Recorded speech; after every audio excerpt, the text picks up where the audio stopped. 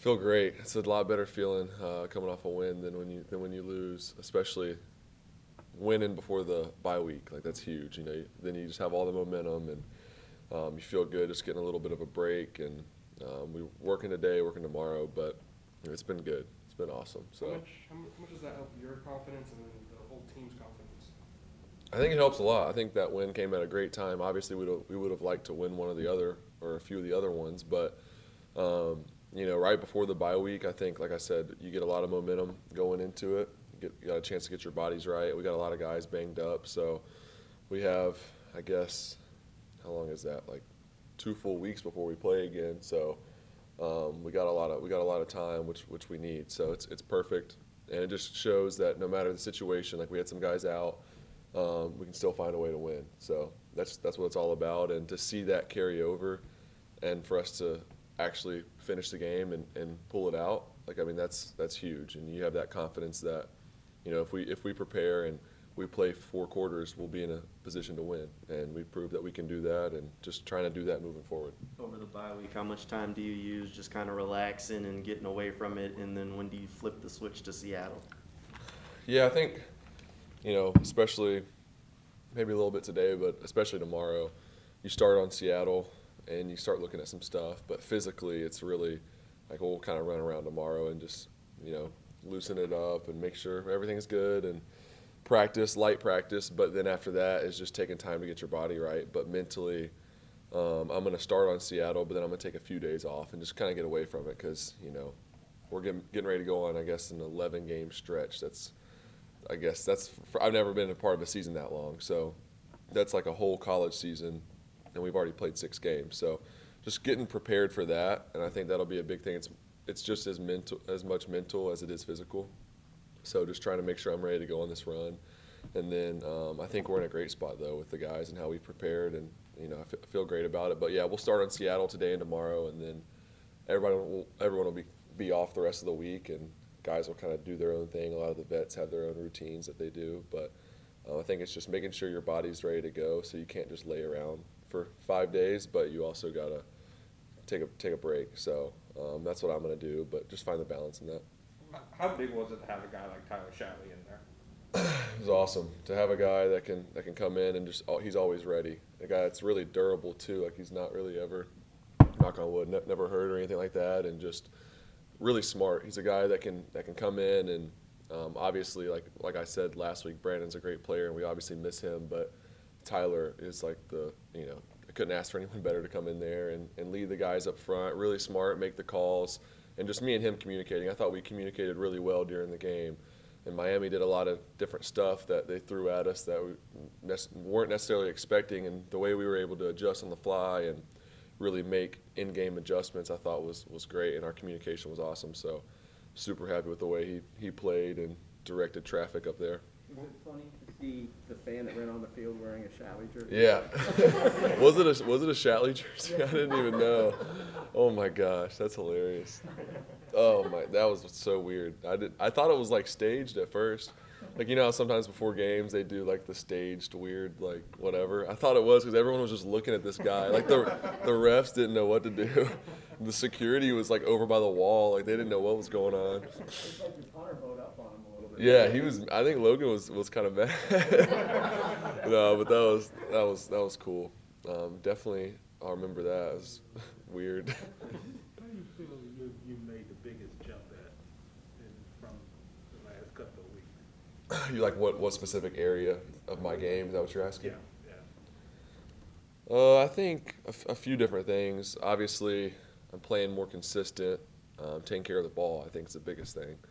But beyond that is just situationally, I feel like I've done a really good job the past couple weeks.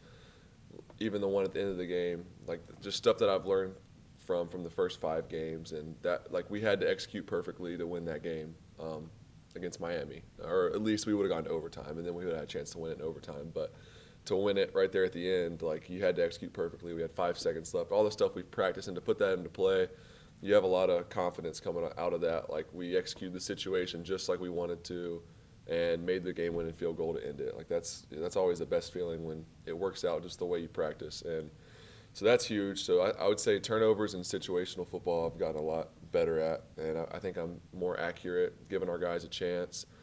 And I think you just see the offense clicking more and more, and we're really putting together some good games, and we're just going to keep getting better. That drive at the end of the game, your first time in the NFL in that sort of situation, and I mean, you got to make a throw with 5 seconds on the clock that you know has to be quick. Was there ever any nervousness at all there? Darrell Bevell kind of talked about how poised you were in that moment and how some rookies aren't necessarily that poised. Was there ever a moment where you're like, oh, crap, this is going to be? No, I mean, the only time I was like kind of shaking my head a little bit was the first 2 plays, and we just were going backwards. I'm like, oh gosh, we're trying to like get in field goal range, and we lose like combined 10 yards in the first 2 plays. Obviously, that's not how you want to start, but no, I never had any doubt, especially when we got that call on that 4th down. Like, it was great. 3rd down, I think it was 3rd and 18, 3rd and 20, something like that. And we got an easy completion for 10 yards or 12 yards to put us back kind of to where we need a little bit more to get the field goal. And then we were kind of going back and forth deciding what we wanted to do. And when the call came in, I had no doubt that it was the right call, that we'd executed. And especially when I saw the look from Miami, I just knew I could fit it in that window and kind of tell LaVisca where to go with the ball, throw it a little bit low so he can get down quick. And it was perfect. Got 1 second left, so that's all we needed. So it was awesome. What did it mean for Marvin Jones to give you the game ball after that game? Yeah, it was awesome. Obviously, I have a great relationship with Marvin. He's a guy that I've been able to lean on, and just such a dependable guy. Makes plays, but also just his work ethic and being around that ever since I've gotten here. And I guess it was May. It's been cool to see, and just a guy I respect a lot, and I've learned a lot from. So that meant a lot. And then just the whole group on offense, seeing everyone.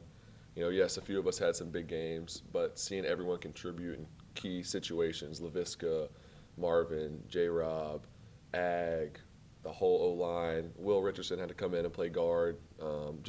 Seeing all those guys have an impact on the game, and really just shows like you need everybody to win, and it's cool when that works the way you want it to. What have you seen from Jamal in the last few weeks as he's kind of gotten a bigger role? He's just a guy that can really do anything, and it's so valuable to have a guy like that on offense, and I mean really anywhere, but he can do special teams, and then to come in these past 2 weeks and play our slot position and just not skip a beat, make big plays. Both games, he's made a huge impact the past 2 weeks, and I guess even in Cincinnati we had to come in the middle of the game, so that one too. Just a guy that's really versatile, and he'll help us a lot because you can do so many different things with him, and I'm glad he's on our team. He just helps us so much. Is it kind of hard to believe he wasn't even a receiver a few years ago? Yeah, it is. Just his natural feel for, creating separation, getting open, understanding concepts and adjustments, all of that. He's just a really savvy guy that just knows how to get open and can play. Like when you have him out there, you just know he's going to make a play. And as a quarterback, you got a lot of confidence when you have a guy like that. So what did Christian Wilkins say to you then? Oh, man, a lot of stuff. I don't even remember. He kept taking my towel. That was the main thing. He took like 3 of my towels. I tried to tell the ref on him, but he never saw him. So, no, I saw him after the game, gave him my jersey and all that. So it was good. But, yeah, I'm definitely glad we pulled that one out. I wouldn't have heard the end of that for a while. That was your first win, but for some of the guys in the locker room, this is their first win in a long time. Can you see a different level of confidence just from some of the guys in that room now that they've got, I mean, for some of them, it's only their second NFL win that have been here for 2 years? Yeah, I mean, I think it's one thing to say you have confidence and you can kind of keep telling yourself that, but at some point you need some evidence, like this thing's turning around, what we're doing is working, we're getting closer. And you could see that on the field, but at some point you got to get a win, and it kind of solidifies like everything we're doing this the right way, and we just got to keep putting our head down and going to work. And I think that was the biggest thing coming from this game is, like I said, it just shows if we prepare, no matter who's out there, like we're missing a lot of guys, a lot of our key players, but if we prepare and play a full 4 quarters, we don't have to play perfect, but just keep playing and make the big plays when we need them, like we'll have a chance to win any game we play in. And to win a game like that, you just have so much confidence because you've actually done it. It's one thing to say you're confident before you've done it, and you can be a little bit, but we know we've done it now. So just building off that will be big. People talk about the game slowing down so much that it becomes kind of a cliche. But do you feel it after 6 games?